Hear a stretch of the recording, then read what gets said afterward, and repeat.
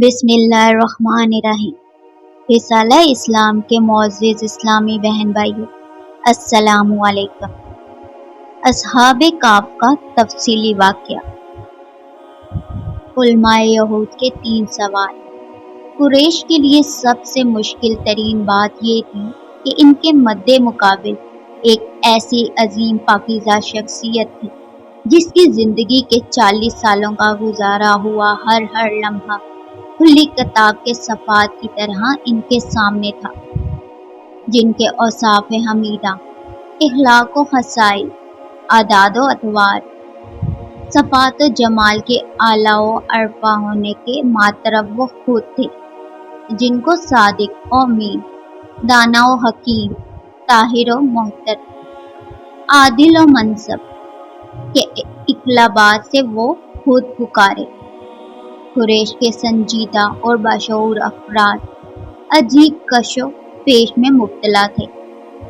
काफ़ी सोच और विचार के बाद उन्होंने मदीने के यहूदी उलमा से मशवरे का फैसला किया और अपने 2 अफराद नसर बिन हारसा और अकबा बिन अबी मुईत को इनके पास मदीना रवाना किया। यहूदी उलमा ने इन्हें मशवरा दिया कि तुम लोग इनसे 3 सवालात करो। अगर इन्होंने इन सवालों का सही जवाब दे दिया तो तुम समझ लो कि वो अल्लाह के नबी और रसूल हैं, और अगर ना दे सके तो समझ लेना कि वो रसूल नहीं। इनसे पहला सवाल ये करो कि वो नौजवान कौन थे जो ज़माना कदीम में अपने शहर से निकल गए थे, इनका क्या वाक़या है। दूसरा ये कि इनसे इस शख्स का हाल दरियाफ़त करो जिसने दुनिया की मशरिक़ और मग़रिब और तमाम ज़मीन का सफ़र किया। तीसरा सवाल इनसे रूह के मुतल्लिक़ करो कि वो क्या चीज़ है। ये दोनों सरदार मदीना मुनव्वरा से खुशी खुशी वापस आए और अहले कुरैश को उलमाए यहूद की तजावीज़ से आगाह करते हुए कहा कि अब इस बात का फैसला हो जाएगा कि मोहम्मद सल्लल्लाहु अलैहि वसल्लम नबी हैं या नहीं। कुरैश मक्का का वफ़द ये सवालात लेकर हज़रत सल्लल्लाहु अलैहि वसल्लम की खिदमत में हाजिर हुआ। आप सल्लल्लाहु अलैहि वसल्लम ने सवालात सुनकर फरमाया कि मैं इसका जवाब कल दूंगा। सूरह कहफ की शान नज़ूल। ये सूरह मुबारका मुशरिकीन मक्का के 3 सवालात के जवाब में नाजिल हुई। जिब्राईल अमीन तीनों सवालात के मुफस्सल जवाबात के साथ हाजिर खिदमत हुए। ये तीनों किस्से ईसाइयों और यहूदियों की तारीख से मुतल्लिक थे। हजाज में इनका कोई चर्चा ना था, इसलिए अहले किताब ने इम्तिहान की गर्ज से इनका इंतखाब किया था ताकि ये बात खुल जाए कि वाकई मोहम्मद सल्लल्लाहु अलैहि वसल्लम के पास कोई गायबी ज़रिया इल्म है या नहीं। मगर अल्लाह ताला ने सिर्फ ये नहीं कि अपने नबी की ज़ुबान से इनके सवालात का पूरा जवाब दिया, बल्कि इनके अपने पूछे हुए तीनों किस्सों को पूरी तरह इस सूरत हाल पर चस्पां भी कर दिया जो इस वक्त मक्का में कुफ्र और इस्लाम के दरमियान दरपेश थी। कहफ और रकीम मायने और मतलब। सूरह काफ की आयत 9 में अल्लाह ताला ने असहाबे काफ और अर-रकीम के अल्फाज इस्तेमाल फरमाए, चनाचा इन्हें असहाबे काफ भी कहा जाता है और असहाबे अर-रकीम भी। अरबी ज़ुबान में कहफ व सबगार को कहते हैं, जबकि अर-रकीम के मायने में इख्तलाफ है। बाज़ सहाबा से मनकूल है कि ये इस बस्ती का नाम है जहाँ ये वाक़या पेश आया था और वो एला यानी अकबा और फ़लस्तीन के दरमियान वाक़या था, और बाज़ कदीम मुफस्सिरीन कहते हैं कि इससे मुराद वो कतबा है जो इस गार पर असहाबे कहफ की यादगार के तौर पर लगाया गया था। असहाबे कहफ का वाक़या कहाँ पेश आया। जिस शहर में असहाबे कहफ का वाक़या पेश आया, आम मुफस्सिरीन ने इस शहर का नाम इफ्सोस या अफसस करार दिया है। ये एशियाई को चक के मगरबी साहिल पर रोमियों का सबसे बड़ा शहर और मशहूर बंदरगाह थी। جس کے خندرات آج موجودہ ترکیہ کے شہر ازمیر سے 20 سے 25 میل دور جنوب میں پائے جاتے ہیں۔ حضرت حکیم الامت تھانوی رحمۃ اللہ نے بیان القرآن میں تفسیر حقانی کے حوالے سے اصحاب کہف کی جگہ اور مقام کی تاریخی تحقیق یہ نقل کی ہے کہ جس ظالم بادشاہ کے خوف سے اصحاب کہف نے غار میں پناہ لی تھی، اس کا زمانہ 250 عیسوی تھا۔ پھر لگ بھگ 300 سال تک یہ لوگ سوتے رہے۔ اس طرح مجموعہ 550 عیسوی ہو گیا اور رسول اللہ صلی اللہ علیہ وآلہ وسلم کی ولادت باسعادت 570 عیسوی میں ہوئی۔ اس لیے صحابہ کہف کا بے کردار ہونے کا واقعہ آن حضرت صلی اللہ علیہ وآلہ وسلم کی ولادت مبارکہ سے 20 سال پہلے پیش آیا۔ تفسیر حقانی میں بھی اس کا مقام شہر افسوس یا ترسوس کو قرار دیا ہے، جو اشیاء کو چک میں تھا۔ اب اس کے خندرات موجود ہیں۔ امام ابن کثیر فرماتے ہیں کہ ہمیں اللہ نے اصحاب کہف کے ان حالات کی خبر دی جن کا ذکر قرآن میں ہے، تاکہ ہم انہیں سمجھیں، اور اس کی خبر نہیں دی کہ یہ کہف کس زمین اور کس شہر میں ہے، کیونکہ اس میں ہمارا کوئی فائدہ نہیں ہے اور نہ ہی کوئی شرعی مقصد اس سے متعلق ہے۔ قصہ اصحاب کہف۔ یہ 250 عیسوی کی بات ہے کہ جب شہر افسوس پر ایک ظالم اور جابر بادشاہ حکومت کرتا تھا جس کا نام دقیانوس تھا۔ بادشاہ کے حکم کے مطابق ہر شہر سے باہر ایک مذہبی میلہ منعقد کیا جاتا تھا جس میں دیگر حرفات کے ساتھ پوجا پاٹ ہوتی اور جانوروں کے خون سے ہولی کھیلی جاتی تھی۔ بادشاہ سب کو بت پرستی پر مجبور کرتا تھا۔ جو پس و پیش سے کام لیتا اسے قتل کر دیا جاتا۔ اس سال میلے میں چند نوجوان بھی شامل ہوئے جو اپنی قوم کے نمائندے تھے۔ ان نوجوانوں نے میلے کے دوران قوم کو پتھر کے بتوں کے آگے سجدہ کرتے اور ان کے لیے خون کے نذرانے پیش کرتے دیکھا تو انہیں قوم کی اس احمقانہ حرکتوں پر بڑا افسوس ہوا۔ اللہ تعالیٰ نے میلے کے ہزاروں لوگوں میں سے چند کے دل میں پوجا پاٹ سے شدید نفرت کے جذبات پیدا فرما دیے۔ چنانچہ پہلے ایک نوجوان میلے سے باہر نکل کر دور ایک درخت کی گھنی چھاؤں میں جا کر بیٹھ گیا۔ ابھی کچھ ہی دیر گزری تھی کہ ایک اور نوجوان بھی درخت کے سائے میں آ بیٹھا۔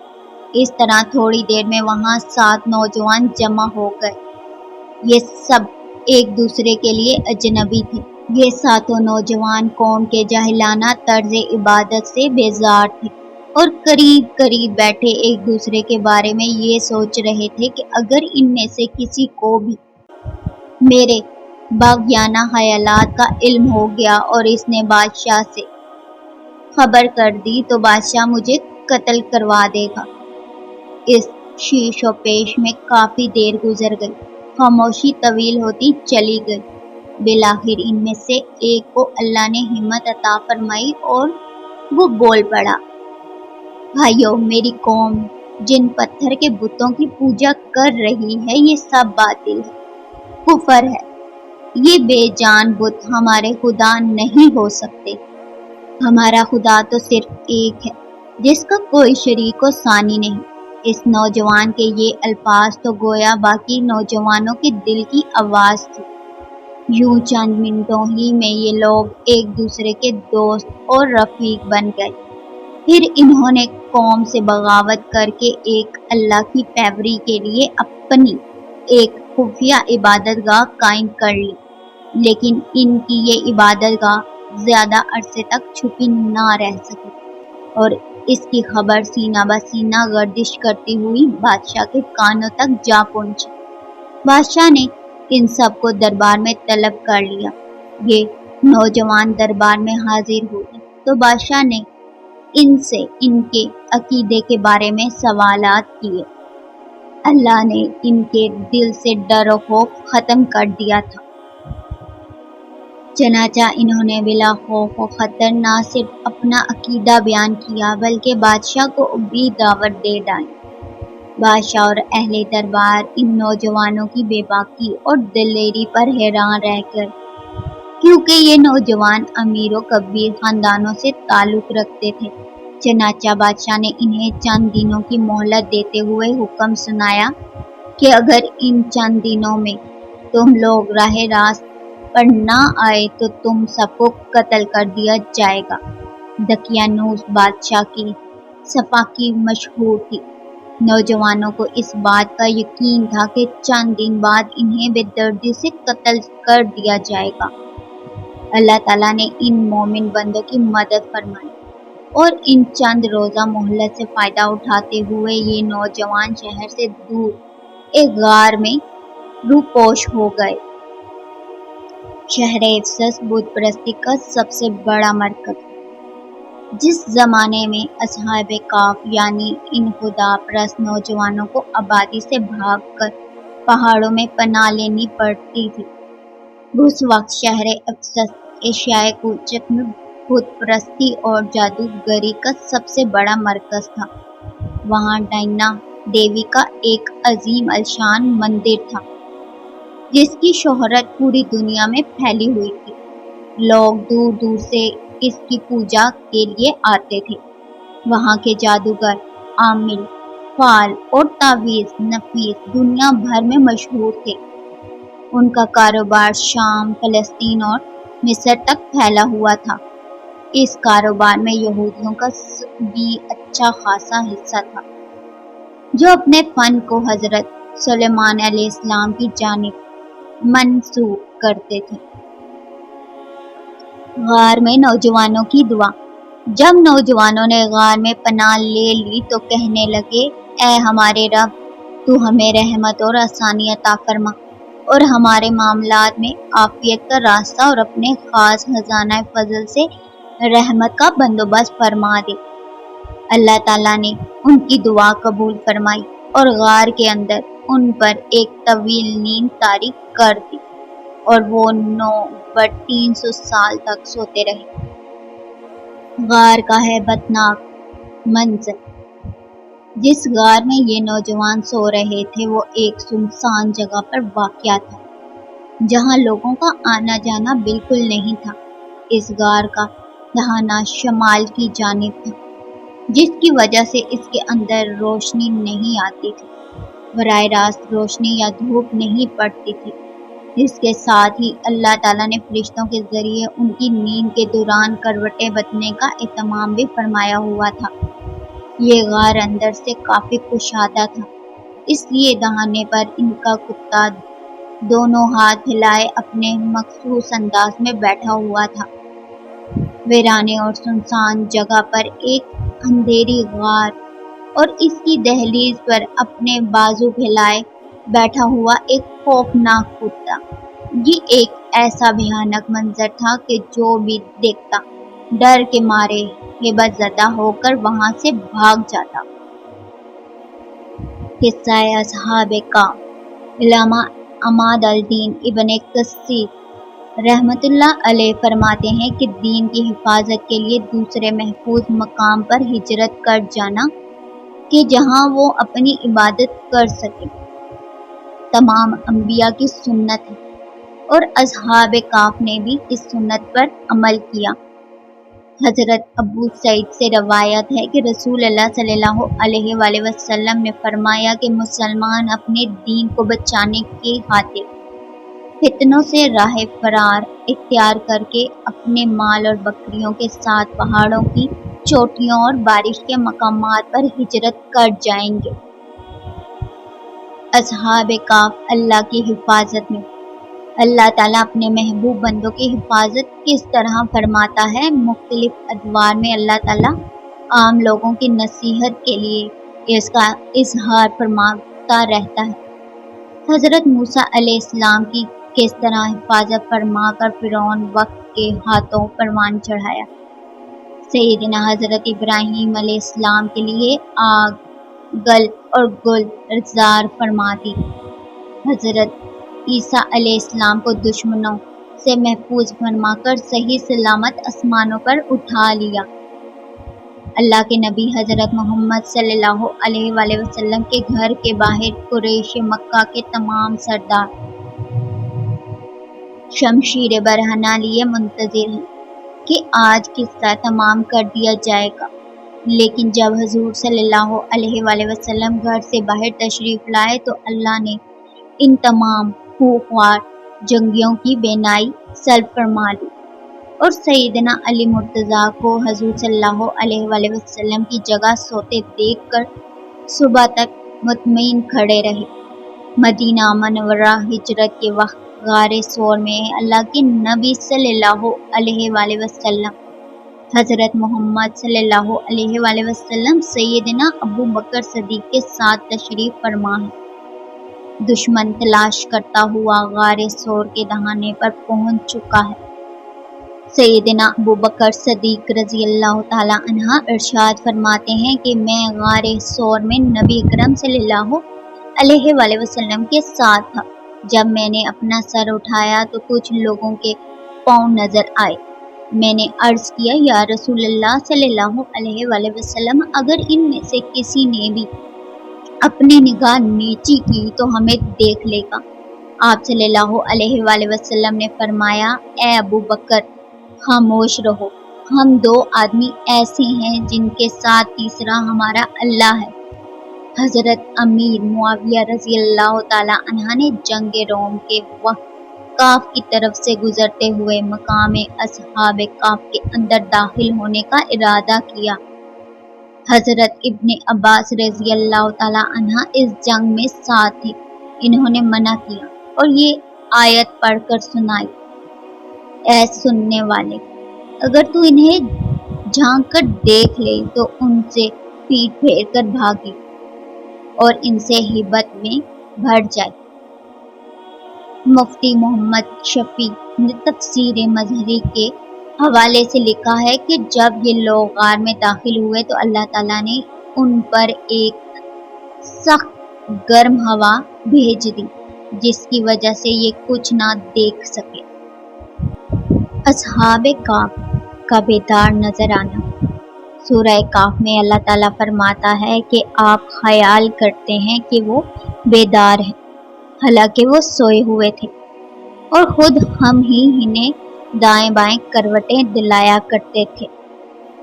آیت کی تفسیر میں مفسرین فرماتے ہیں کہ ان کی آنکھیں اس طرح کھلی ہوئی تھی جس طرح جاگنے والے شخص کی کھلی ہوتی ہیں، اور چونکہ انہیں فرشتے کروٹیں دلوایا کرتے تھے لہٰذا وہ بیدار نظر آتے تھے، اور اگر کوئی شخص دیکھنے والا ہوتا تو اس سے یوں محسوس ہوتا کہ جیسے ابھی ابھی لیٹے ہیں، حالانکہ وہ 309 سال تک مستقل سوتے رہے۔ کروٹیں بدلنے میں حکمت یہ تھی کہ نہ صرف وہ بیدار نظر آئیں بلکہ ایک ہی کروٹ میں لیٹنے کی وجہ سے مٹی ان کے جسم کے ایک حصے کو نہ کھا جائے۔ اصحاب کاف کا کتا۔ قرآن کریم میں اصحاب کاف کے کتے کا ذکر ہے جو اصحاب کاف کے ساتھ غار میں ایک طویل مدت تک رہا۔ یہاں سوال یہ پیدا ہوتا ہے کہ اصحاب کاف نے اپنے ساتھ کتا کیوں رکھا؟ اس کا ایک جواب تو یہ ہو سکتا ہے کہ کتا پالنے کی ممنوعات شریعت محمد صلی اللہ علیہ وآلہ وسلم میں ہے، اور ممکن ہے کہ دین مسیح علیہ السلام میں یہ ممنوع نہ ہو۔ دوسرا یہ قرین قیاس ہے کہ یہ لوگ کیونکہ صاحب جائیداد اور صاحب مویشی بھی تھے، اس لیے ان کی حفاظت کے لیے کتا پالا ہو۔ کیونکہ کتے کی وفاداری مشہور ہے، اس لیے یہ جب شہر سے چلے تو وہ بھی ساتھ لگ گیا ہو۔ ابن عطیہ رحمت اللہ علیہ فرماتے ہیں کہ میرے والد ماجد نے ابو الفضل جوہری رحمت اللہ علیہ کا ایک وعظ 459 ہجری میں جامع مصر کے اندر سنا۔ وہ برسر منبر یہ فرما رہے تھے کہ جو شخص نیک لوگوں سے محبت کرتا ہے ان کی نیکی کا حصہ اسے بھی ملتا ہے۔ دیکھو اصحاب کاف کے کتے نے ان سے محبت کی اور ساتھ ہو لیا تو اللہ تعالیٰ نے قرآن کریم میں اس کا ذکر فرما دیا۔ اصحاب کہف کا ساتھی شہر کے بازار میں۔ سورہ کہف آیت 19 میں اصحاب کہف کے دوبارہ بیدار ہونے اور اشیاء اور نوش خریدنے کے لیے شہر جانے کا ذکر ہے۔ اللہ تعالیٰ فرماتا ہے کہ جس طرح ہم نے انہیں اپنی قدرت سے سلایا تھا، اسی طرح 309 سال کے بعد ہم نے انہیں اس حال میں اٹھایا کہ ان کے جسم اسی طرح صحیح سالم تھے جس طرح 300 سال قبل سوتے وقت تھے۔ اس لیے بیدار ہونے کے بعد انہوں نے آپس میں ایک دوسرے سے سوال کیا، گویا جس وقت وہ غار میں داخل ہوئے تو صبح کا پہلا پہر تھا اور جب بیدار ہوئے تو دن کا آخری پہر تھا۔ یوں وہ سمجھے کہ شاید ہم ایک دن یا اس سے بھی کم دن کا کچھ حصہ سوئے رہے، تاہم کثرت نوم کی وجہ سے وہ سخت تردد میں رہے اور بالآخر انہوں نے معاملہ اللہ پر چھوڑ دیا کہ وہی صحیح مدت جانتا ہے۔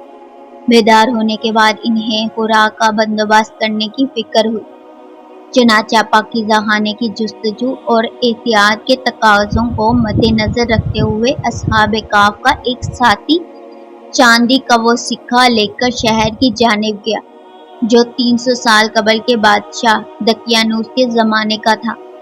اس نے وہ سکہ ایک دکاندار کو دیا تو کئی سو سال پرانا سکہ دیکھ کر دکاندار سخت حیران ہوا۔ اس نے دوسری دکان والے کو دکھایا، وہ بھی دیکھ کر حیران ہوا۔ چند اور لوگ بھی جمع ہو گئے، اس سے پوچھ شروع کر دی۔ اصحاب کہف کا ساتھی یہی کہتا رہا کہ میں اسی شہر کا باشندہ ہوں اور کل ہی یہاں سے گیا ہوں، لیکن اس کل کو 3 صدیاں گزر گئی تھی۔ لوگ کس طرح اس کی بات پر یقین کر لیتے؟ لوگوں کو شبہ ہوا کہ کہیں اس شخص کو مدفون خزانہ نہ مل گیا ہو۔ لوگوں نے اسے پکڑ کر بادشاہ کے دربار میں پیش کر دیا اور اللہ نے نیک بادشاہ کی دعا قبول کر لی۔ غار میں اصحاب کہف کے غار میں جانے کے وقت جو ظالم اور مشرک بادشاہ دقیانوس اس شہر پر مسلط تھا، اسے مرے ہوئے صدیاں بیت گئی تھی اور اس وقت اس مملکت پر توحید پہ یقین رکھنے والے ایک نیک اور صالح بادشاہ کی حکومت تھی۔ تفسیر مظہری میں اس بادشاہ کا نام بیدوسیس لکھا ہے۔ اس کے زمانے میں اتفاقاً قیامت اور اس میں سب مردوں کے دوبارہ زندہ ہونے کے مسئلے پر کچھ اختلافات عوام میں پھیل گئے۔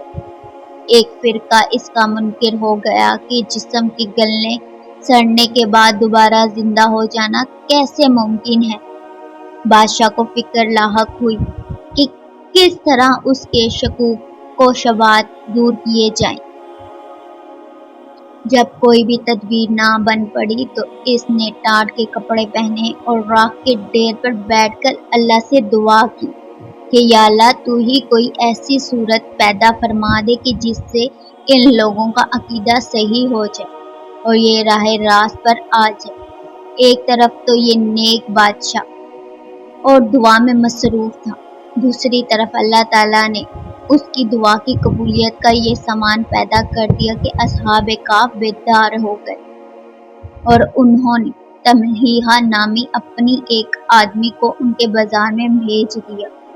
وہ کھانا خریدنے کے لیے ایک دکان پر پہنچا اور 300 برس پرانا سکہ جو بادشاہ دقیانوس کے زمانے کا تھا اشیاء خور و نوش کے حصول کے لیے قیمتاً پیش کیا تو دکاندار حیران رہ گیا۔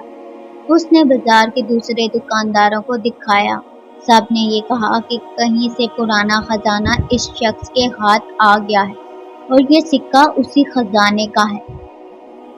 نتیجتاً اس کے لاکھ انکار کے باوجود اسے گرفتار کر کے بادشاہ کی عدالت میں پیش کر دیا گیا۔ بادشاہ نیک اور صالح تھا، اس نے سلطنت کے پرانے خزانے کے آثار قدیمہ میں کہیں وہ تختی بھی دیکھی تھی جس میں اصحاب کہف کے نام اور فرار ہو جانے کا واقعہ تحریر تھا۔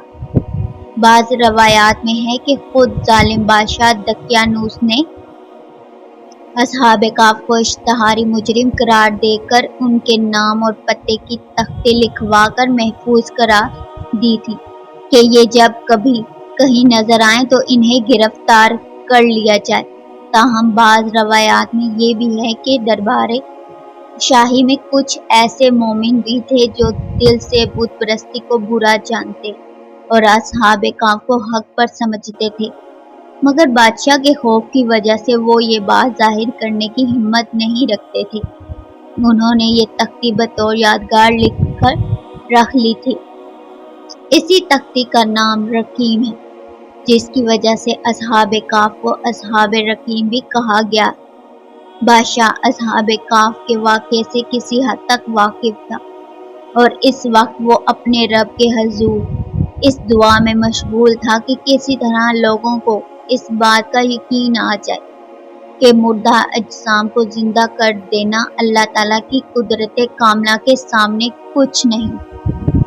بادشاہ نے بہت سے سوالات کیے، جن کے جوابات سے اطمینان کے بعد بادشاہ کو یقین ہو گیا کہ یہ شخص اصحاب کہف میں سے ہے۔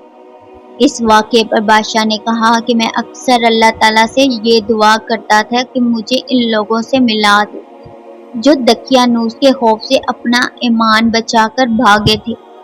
بادشاہ نے خوشی کا اظہار کرتے ہوئے کہا کہ شاید اللہ تعالیٰ نے میری دعا قبول فرما لی ہے، اور یہ واقعہ اپنی آنکھ سے دیکھ کر لوگ یقین کر لیں کہ اللہ تعالیٰ لوگوں کو دوبارہ زندہ کرنے پر قادر ہے، اور موت و زندگی اس کے ہاتھ میں ہے۔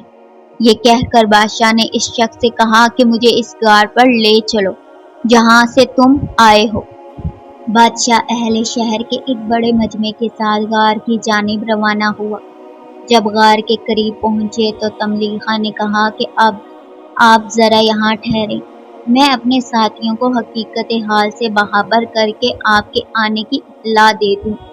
ایسا نہ ہو کہ اچانک آپ کو دیکھ کر وہ یہ سمجھیں کہ ہمارا دشمن ہم پر چڑھائی کرنے آ گیا ہے۔ چنانچہ ان سب کو ذرا دور کھڑا کر کے تملیغہ غار کے اندر گیا اور اپنے ساتھیوں کو تمام حالات سے آگاہ کیا۔ اس کے ساتھی یہ سن کر بڑے حیران بھی ہوئے اور بہت خوش بھی۔ وہ باہر آئے، عزت اور احترام کے ساتھ بادشاہ کا استقبال کیا اور پھر اپنے غار میں واپس لوٹ گئے۔